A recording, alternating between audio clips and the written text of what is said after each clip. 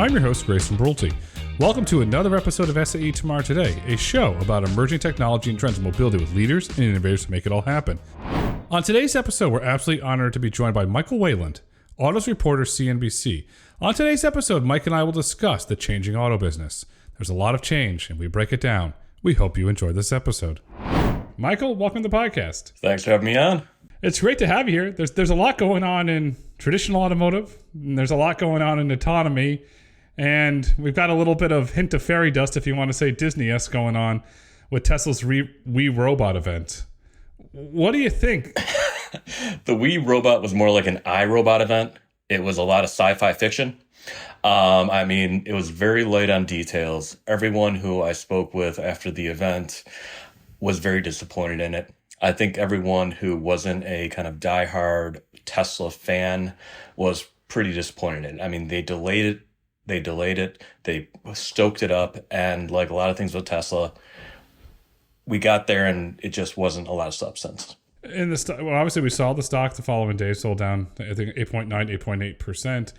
And I actually got a phone call today from somebody. Apparently there was a whole presentation deck to go into details on FSD, and at the last minute, no surprise, Elon killed the presentation. Was that because of the medical emergency, or it just because we're sitting there waiting and then it was like, wah, wah. You know, everything that he mentioned, we had heard before. Whether it was from Tesla or another company, we heard it sooner than you think. I remember hearing that from GM in 2017, I believe, regarding Cruise. I think I heard it with Waymo. I've heard it with every one of these companies come out with the autonomous vehicles, and we're apparently not there yet. Well, it was sooner than we thought, maybe 6-7 years ago, and we are still not close to there. Everyone who I talked to, we're 90% there. We're 99% there. But that last part is the hardest part. And I mean, other than seeing the vehicles, the cyber cab and then the cyber van, which is another toaster. We've seen the toasters, the AVs from Cruise. We've seen them from Zoox. This is just another kind of test of the autonomous vehicle industry. And it's just kind of another iteration of what we've already seen a lot of. Whether or not they can actually get across the finish line is anyone's guess, or when they can actually do that. But yeah, I mean, the entire event was very disappointing from a detail standpoint. And when you waited 45 minutes and the entire event was, let's say, 25 to 30 minutes, that's just not good. They cut the live stream. It's like, oh, okay, that's it. But 2-3 hours before, Tim Kentley-Clay made a return when he announced Hyper. And the interesting thing there, so we have the Bugatti spin out Verne, and then we have Hyper, and then we have Tesla, all going towards two-passenger. Does that become a trend? So on one side, you have the toaster. So GM obviously publicly killed the Origin. Zoox is now ramping up their PR, and they're saying soon. But they have a four-passenger, and now we're getting this two-passenger. Does two-passenger start to actually become a trend? Maybe Cruise comes out with a two-passenger, perhaps? Let's be clear, the two-passenger thing isn't anything new. When you go back to Google's first autonomous vehicle, that was also a two-passenger vehicle, if I'm not mistaken. And I mean, we talked about that. And Mary Barra a few years back said that they're going to have personal AVs around mid-decade. I don't think they believe that anymore, or if they do, they're definitely not talking about it. But I mean, the two-passenger vehicle, it's not a new concept. And I think the more important thing isn't the form, but the function of these vehicles. And whether it's two-passenger, whether it's 8-passenger, we've heard everyone say, oh, well, this will be easier because the toaster shape, it can put the sensors on the top, it's higher, you can fit more people, better for mass transit. But then, yeah, you also have the other side of the coin where you've got the two-passenger, which would be nice, if you're going on a date or you're going out, you can just kind of be in your own little private setting.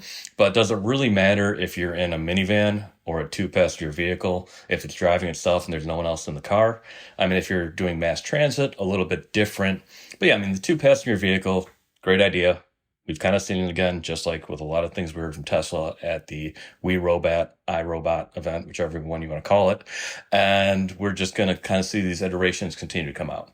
Two-passenger would be interesting, but it would also be more interesting, I think, for like a personal vehicle rather than, let's say, a cab or a taxi, where you would have to hail a two-person compared to a four. If you're only at 4 people, you couldn't do the 2.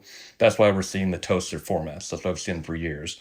Is just a better format to get ride hailing. When you look at the two-passenger Cybercab couple of things stood out to me. One, I like the storage space. I thought that was pretty neat, the amount of storage when you could see that, because if you look back to the original Google Firefly car, that had no storage. The Verne Bugatti does not look like that's any storage.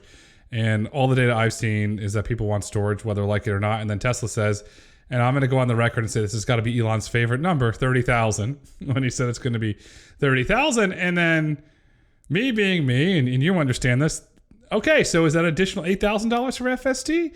Is that additional $100 for FSD? So then you're at, let's just be all practical and let's be generous, $55,000 by the time you actually hit it. Does an individual actually want to pay $55,000 when you include FSD for a 2-passenger car? Or do you just want to just hail Uber? Because if you run the economics over a 3-year lease, the likelihood of you hitting $55,000 in Uber is little to zero unless you're a super user.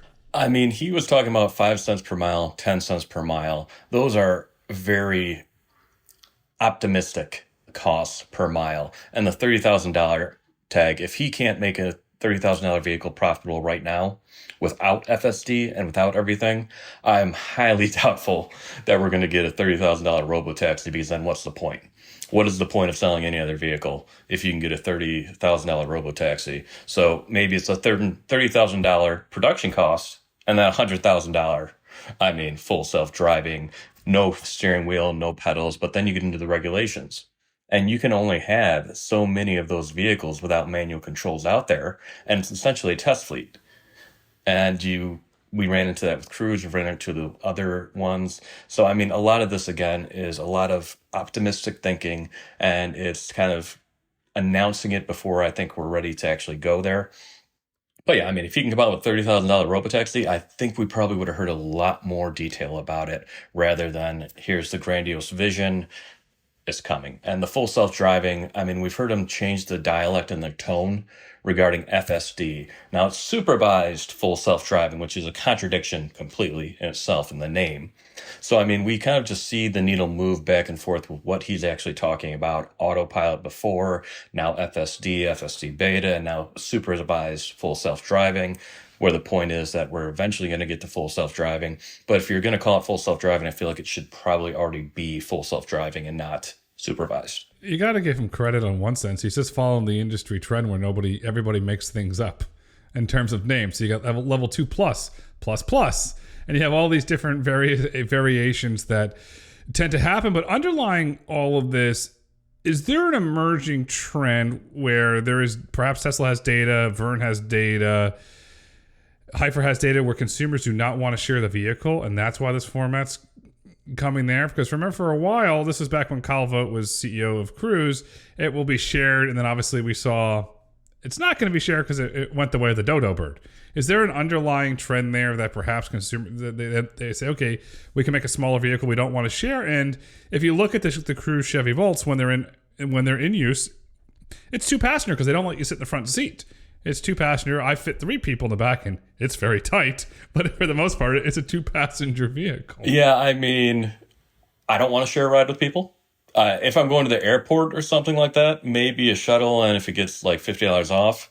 I mean, Uber X offers things like that right now. I believe Lyft does. I'm not sure if they still do, but I mean, when you share the vehicle and you can pick it up and maybe they'll drop you someone off on the way or you're on their route. I personally, that's not my preference. If you're going to do that, you might as well hop on the subway if you're in New York, or you might as well hop on the public transit system for a bus. I mean, here in Detroit, our public transit is horrible. I mean, there's no public transit if I'm trying to get downtown, essentially, and it doesn't take me like 2 hours. So, I mean, if it's me, I'm trying to get somewhere quick, and I want to get there more quickly. The point of, I mean, I think the shuttle business was you could populate it a lot more quickly, and you could have people just say, oh, yeah, I'm willing to share it at a lesser cost, and you can fit more people in there. And a big thing that a lot of people aren't talking about is it was for wheelchair people with disabilities too, to be able to get in and out of there. And I'm not sure you can really fit a wheelchair in any of those 2-person vehicles, at least very easily.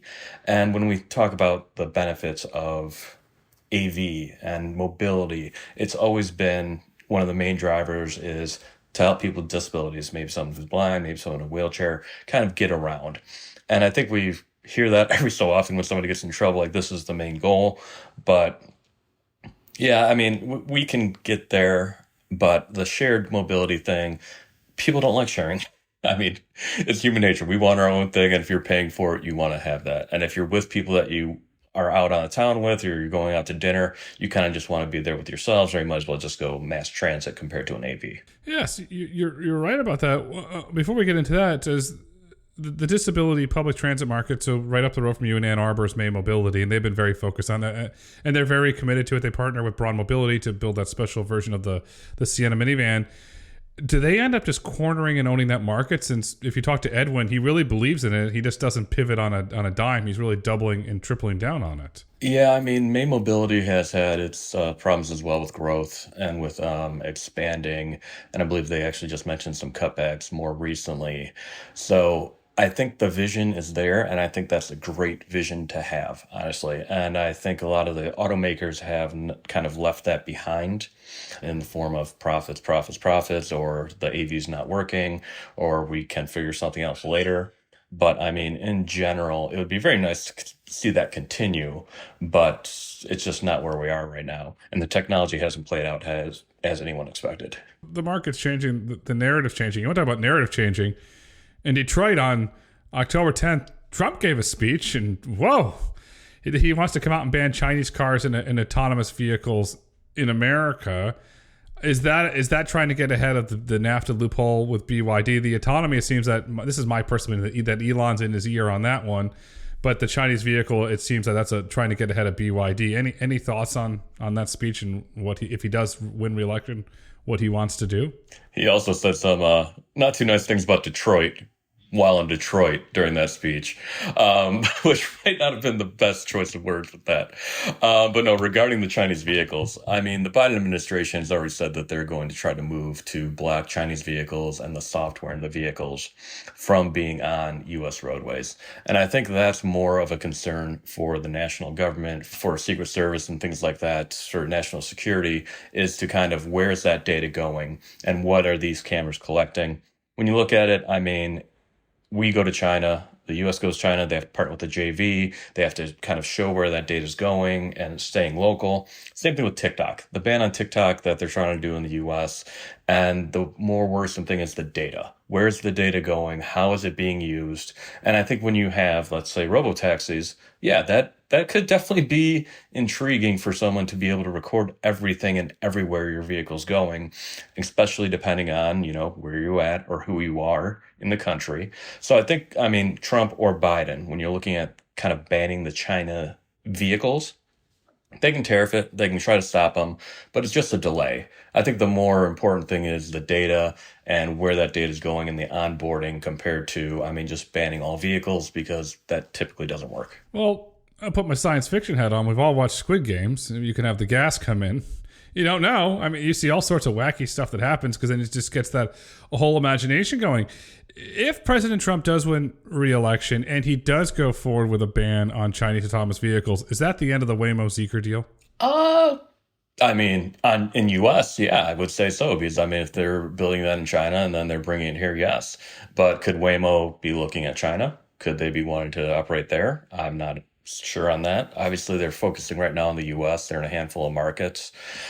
China is a major area, but I'm not sure Waymo and Google want to play over there necessarily.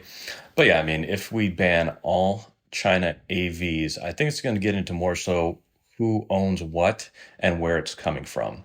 As we've seen, the auto industry and lawyers can be very creative when it comes to who owns what and what's being produced where. Kind of saw that with the Ford deal with the Chinese battery maker and it not being a joint venture and them licensing the technology. You could also set up a subsidiary here that's not necessarily kind of the China parent, and you have the data going here. I mean, there are ways around these things. Hesai's trying that on the data, and they've been, I'll say, lukewarm success on that. But then on the American public standpoint, POTUS has the largest microphone in the world. If it's President Trump POTUS again, he starts ranting and raving about how these vehicles will kidnap you. Don't you think then the American public would just, no matter which way you go, if 50-50 were divided down the middle, 50% of the public says, oh, I'm not going to go in this. Does Waymo, are they predicting, okay, we could have potential issue? Do you think that's why they did this deal with Hyundai, in case there is a political issue that they have a backup partner? I mean, they've been kind of going at this through a lot of partnerships. Prior to the Hyundai, prior to this one, we saw the Chrysler one. I think that was the first one. Then we saw Jaguar. They went into that. So, I mean, they're trying to figure it out right now. And I think, believe with Hyundai, they definitely said this was not an exclusive partnership. So they're looking at it. They're looking at how they can grow it best. I think the Zeekr deal, obviously, that was part of that and just using a new partnership, seeing how it goes. But yeah, I mean, the Hyundai deal is probably just maybe not a backup, but another option. Let's say that, depending on how the legislation goes, how the deal goes. But I don't think that's going to be the last deal, like partnership deal, that we hear from them either. Now that raises the question of mixed fleets. So Waymo in the press release publicly stated they're going to test in late 2025, put into early rider use in 2026, somewhere in there. Hypothetically, then you're going to have a mixed fleet. You're going to still have the I-Paces running by then. I assume. I have no data I just assume. And then perhaps you still have some of the original vans running. Then they're going to have a mixed fleet. Do you feel that it becomes an issue from a consumer standpoint where in a certain city you're operating a mixed fleet, you don't know necessarily what Waymo vehicle you're going to get, or so consumers can be so a customer excited to ride in just a Waymo? I mean, do we know what Uber we're going to get right now? No. And is it that big of a challenge? Is it that big of a problem? I was in New York City all last week, and I got to say, there are definitely a lot of Camrys, Corollas, and Model 3s running around. I was actually in a RAV4 too. But I mean, in general, it's a matter of, is the car clean? Is the car going to operate well? I was going to say how the driver is, but if we're in a Waymo, there will hopefully not be a driver. So, I mean, I don't think that's necessarily a problem with, again, the form. I think it's more so about the function and how it operates. I know when I was in Arizona, I actually wanted to get into the minivan, but that's because I just wanted to be able to have a little more room. I was working in it while I was going in the AV. I also wanted to check out the I-Pace, so I was trying to get in that one as well. But I mean, that's a very small circumstance for me who's just trying to test them out differently.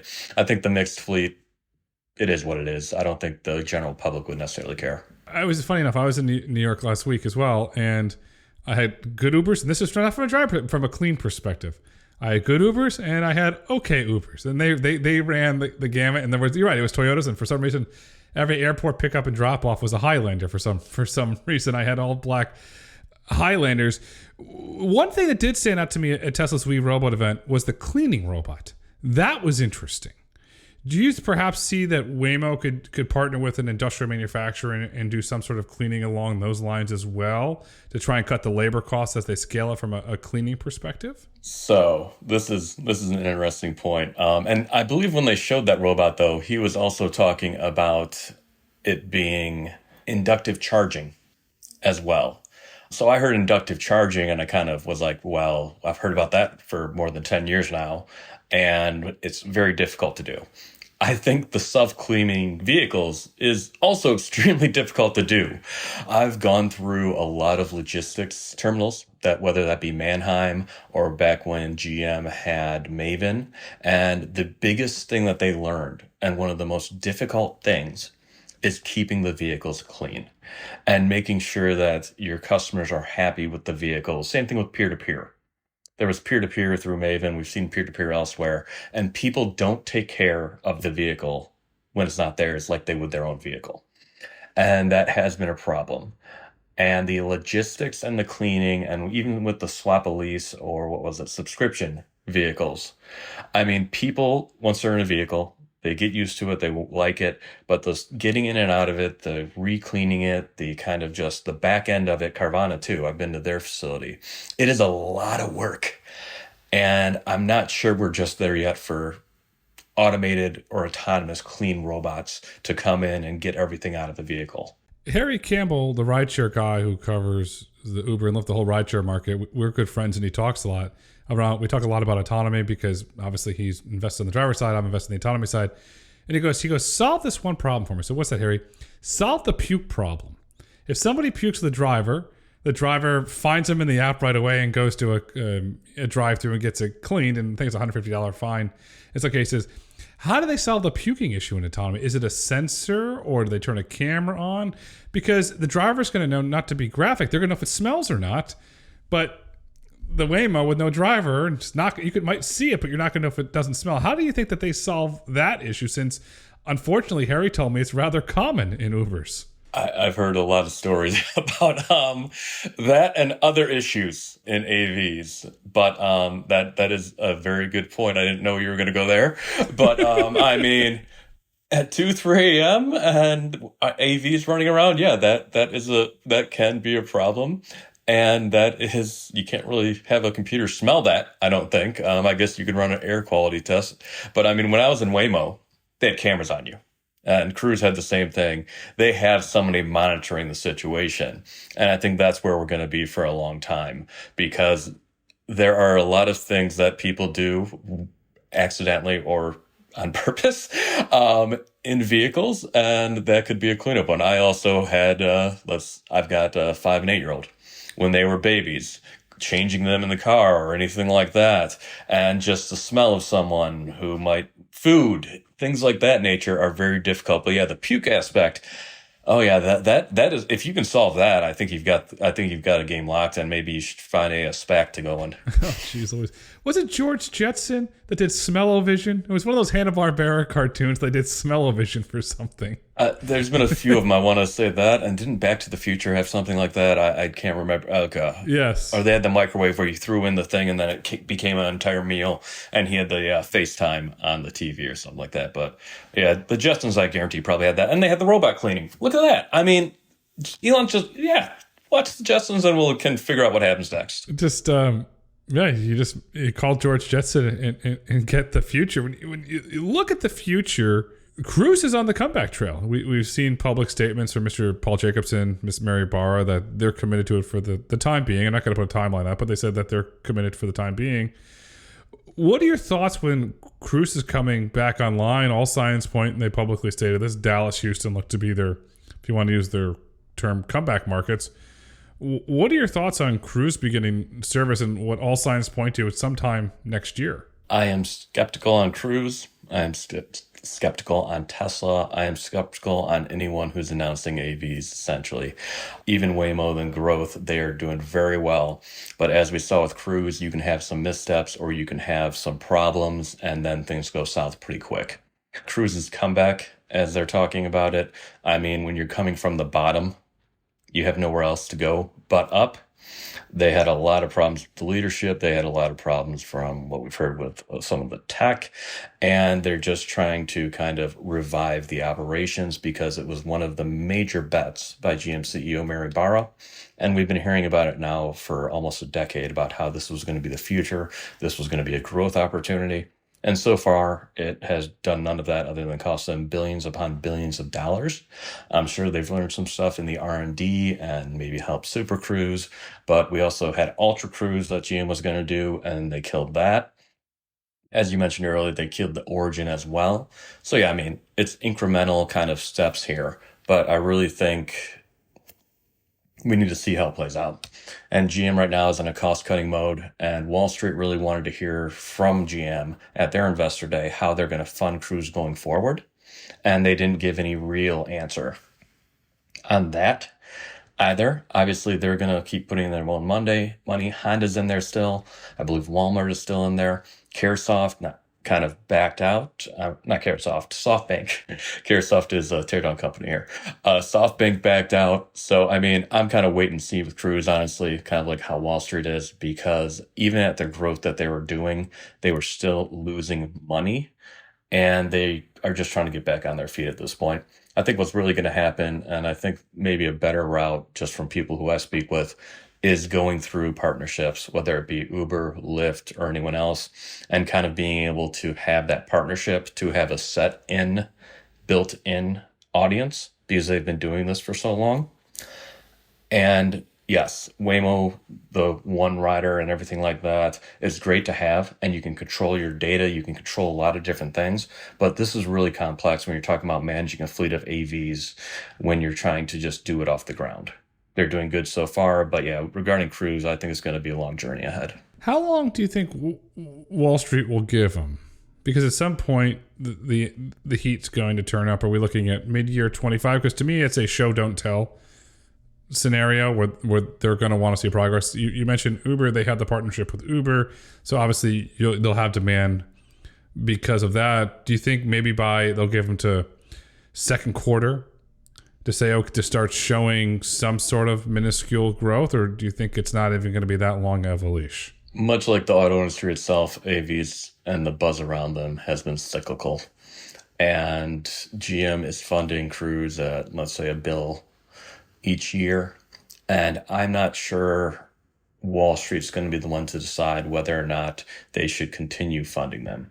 It is going to be up to General Motors and Mary Barra and the leadership there, because this was one of their big bets.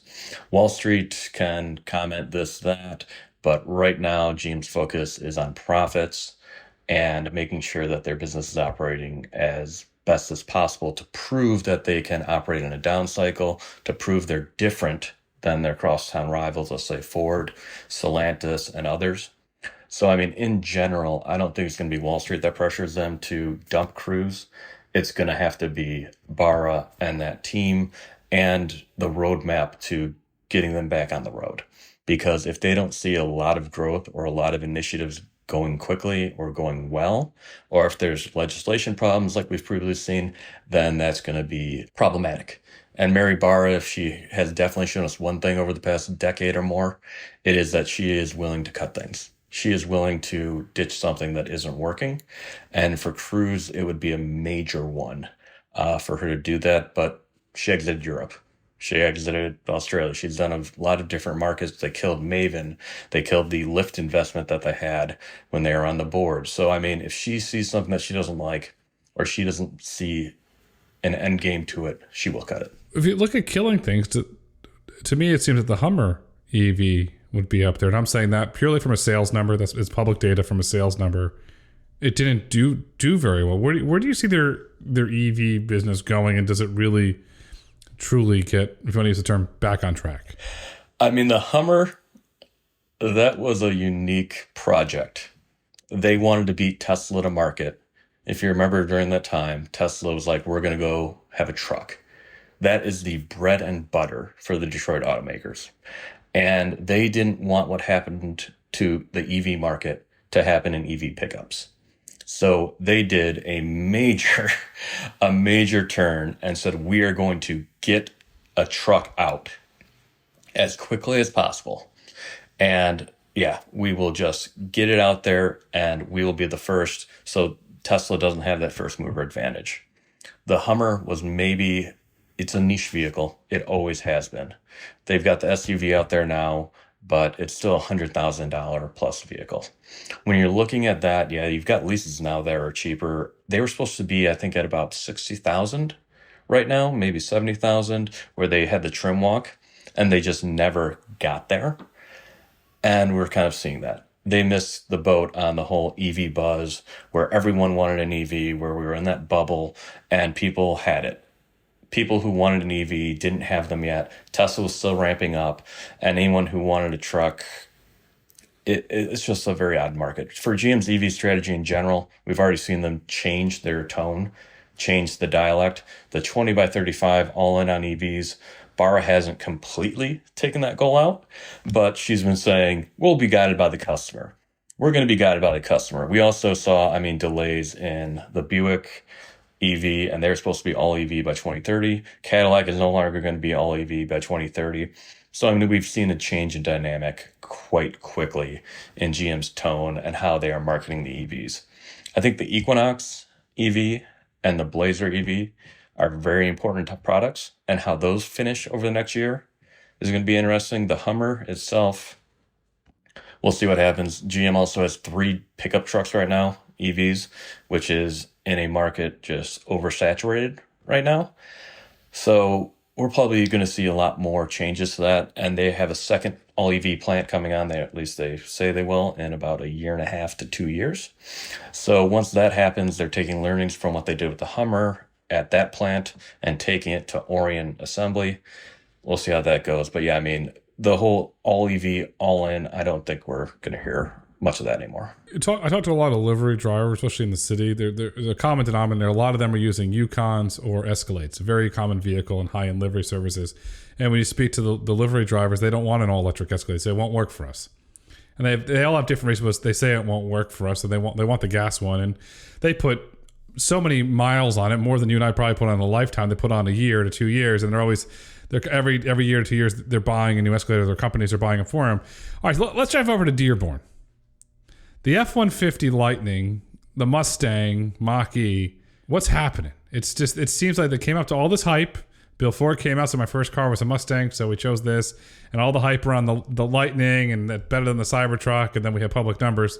Cybertruck's outselling it. So I got my second Cybertruck thing yesterday that dropped to 70,000, still not buying it at 70. But if you look at the numbers, the Cybertruck's outselling the Lightning. It's a new product. And they had a bank up in demand. I mean, when you remember the F-150 Lightning, when that came out, they had 200,000 plus reservations, something like that. And what happened is people get really hyped up. They get really excited about a product. But when it comes to buying it and putting down $80,000 to $100,000, depending on the model, you get a little bit of buyer's remorse sometimes, or maybe you're not as financially well as you were before, or maybe you didn't have plans that panned out. And I mean, I'm on a lot of the EV truck groups, and what I'm seeing a ton of, when you mentioned the Tesla Cybertruck, is people are like, I was 2 million in line, I was 250,000 like after 2 years, and now they're getting the reservations to pop up. And I've seen some asking if they want to bid for their reservation, or if they can delay it, or if they're going to lose their spot in line. So, I mean, putting $100 down, putting $1,000 down is different than having to shell out the entire stake or having a $1,000 car payment.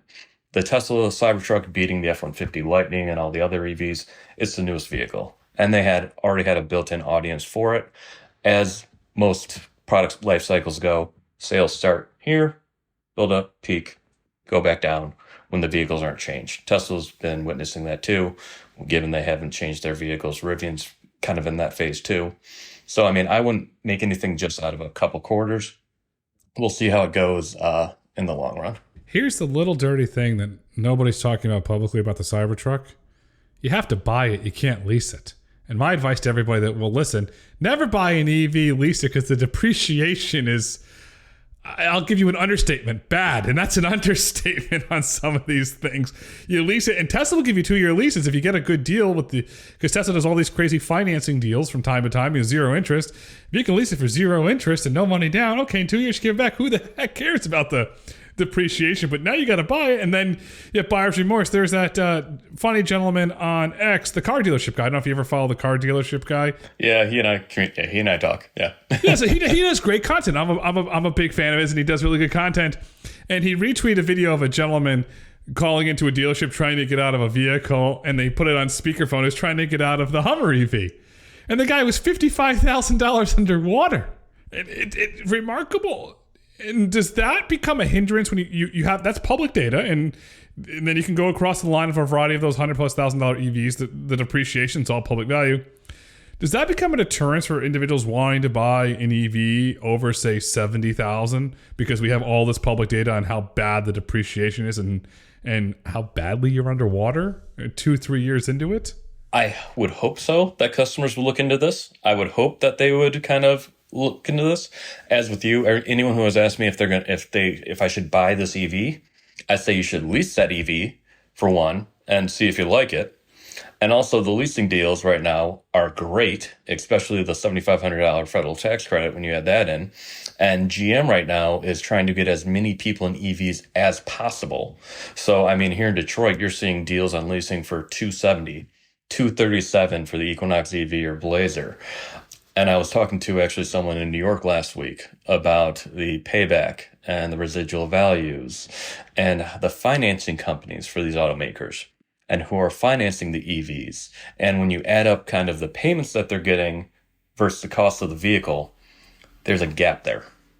And I'm not going to call it a reckoning for the EV market, but like you said, the depreciation is there. And you also have to remember, a lot of these people who thought that these vehicles would be AV or autonomous vehicles, I'm speaking Tesla specifically, thought that it would appreciate in value. I've seen comments so many times on someone tries to trade in their Tesla after a year and a half before the lease comes up, or I mean, before they want to go get something new. And they're like, they just offered me $30,000 less. That is vehicle ownership. That is how it works. Other than COVID, I got a lot of messages during COVID. My vehicle's appreciated. I told you. I'm like, I never thought I'd see vehicles appreciate. Okay. I'm sorry. This is a once in a generational, once in a global phenomenon happening. But yeah, I mean, the EV depreciation is critical, and Cox Automotive, which car dealership guy uses a lot of data from, where he gets a lot of his insights, is tracking this, and it's going to be very interesting to see how all that plays out. And you have certain mechanical issues. You have lemons that you could factor into that. Who's going to be left holding the bag? 'Cause there's going to be substantial losses here across the board, not just one company, across the board. Who's going to hold that bag and be responsible for that note? I mean, mostly the capital finance arms. If depending on how they're financed, most of the automakers who they have these special deals for the EVs are doing it through their own financial firms. The people who are really underwater, who bought vehicles in 2020, 2021, and now they're trying to go back to market, or they're trying to resell their vehicle. I mean, that's going to be on them, unfortunately. But I mean, at the end of the day, when you look at all of the fleet management and who's paying for the lease deals, then yeah, that would be the automakers, and that'd be their financial arms. And Wall Street has started questioning the automakers on this, and just, is it too good to be true right now? And are we going to pay for it a year or two down the road? Do they go eventually ask for a bailout? You demanded or tried to mandate all electric. We did it. And oh, by the way, we need a bailout. Does that come up if it gets that bad? I'm not going to mention that word in Detroit right now. But no. I mean, depending on the company, we've seen a lot of bankruptcies. I'll go there with the EV startups and kind of the different companies through that. The automakers right now, they're in a very, very good financial shape compared to, let's say, back then. And also, EVs are still a very small percentage of their sales. So it's almost kind of like a write-off or a write-down at this point compared to, I mean, dire circumstances.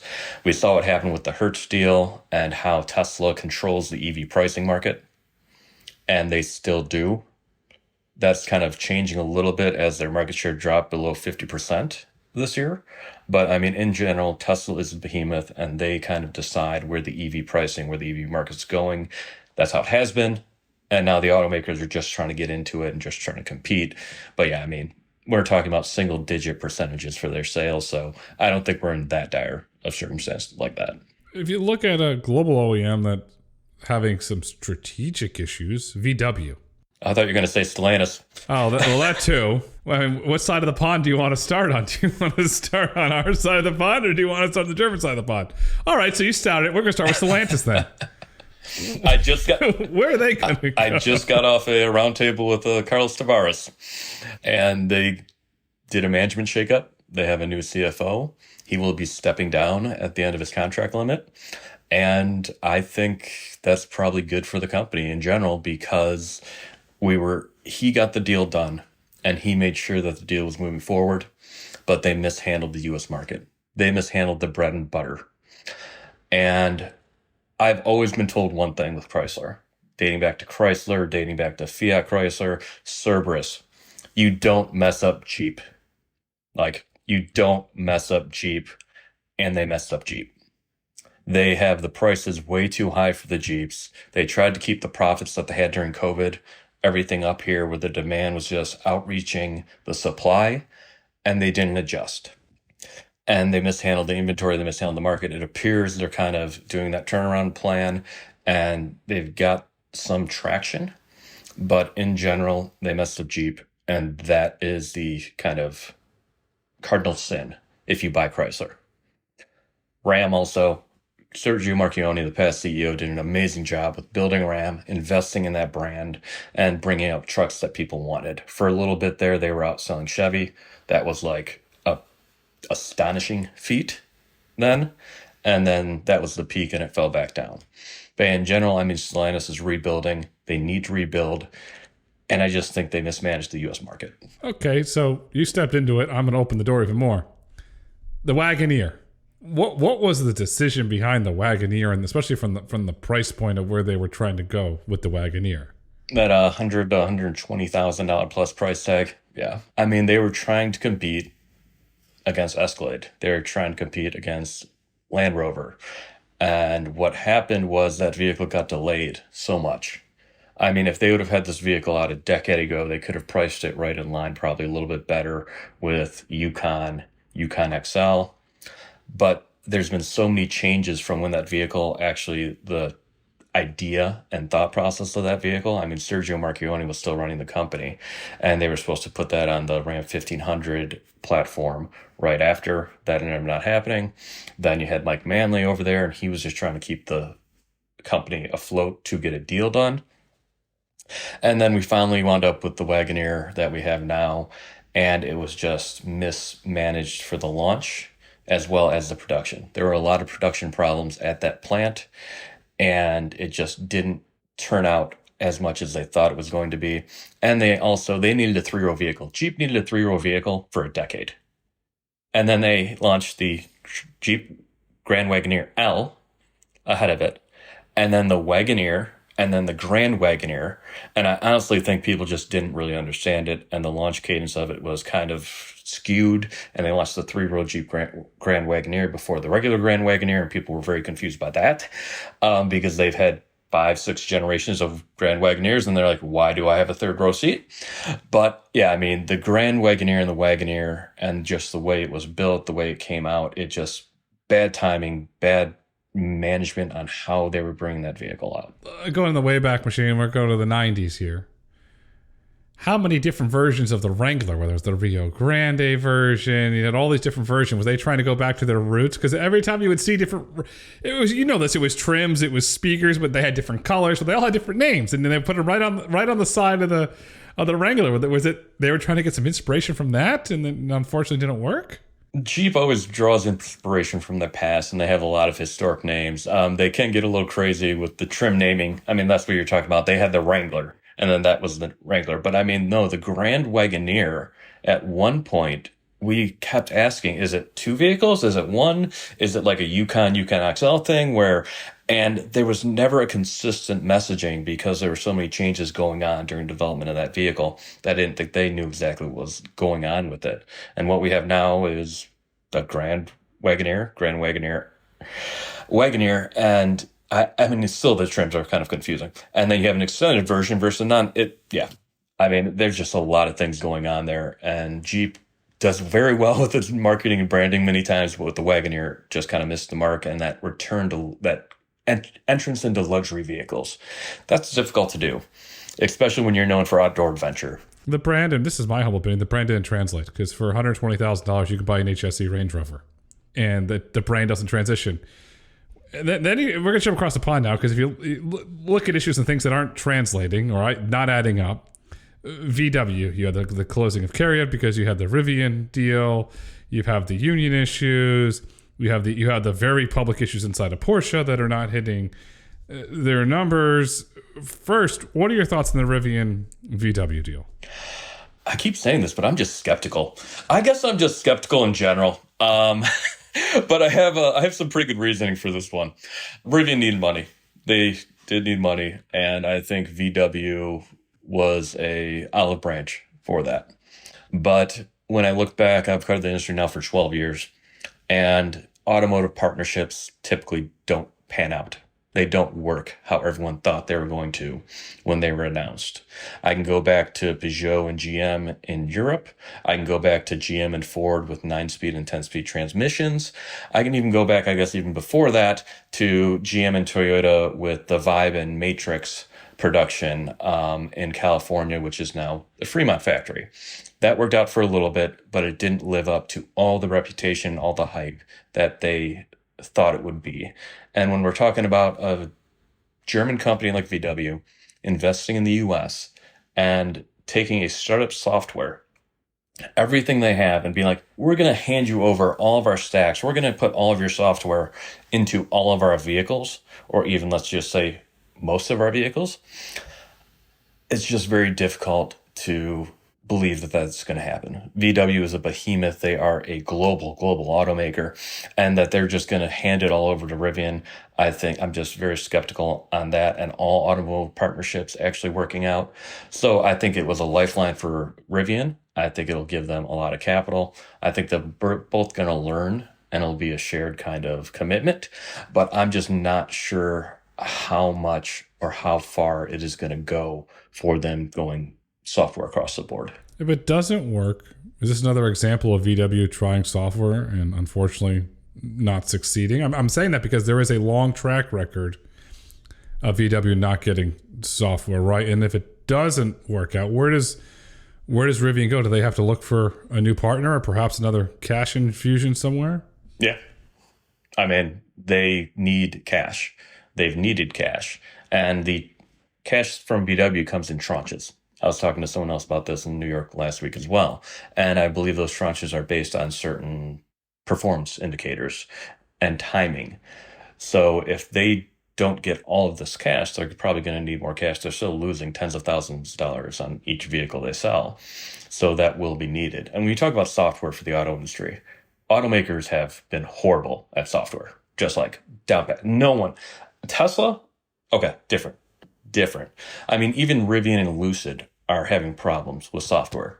That is where Tesla stands out. They, as much as they say we're a software company, we're a mobility company, whatever, but Tesla does software well.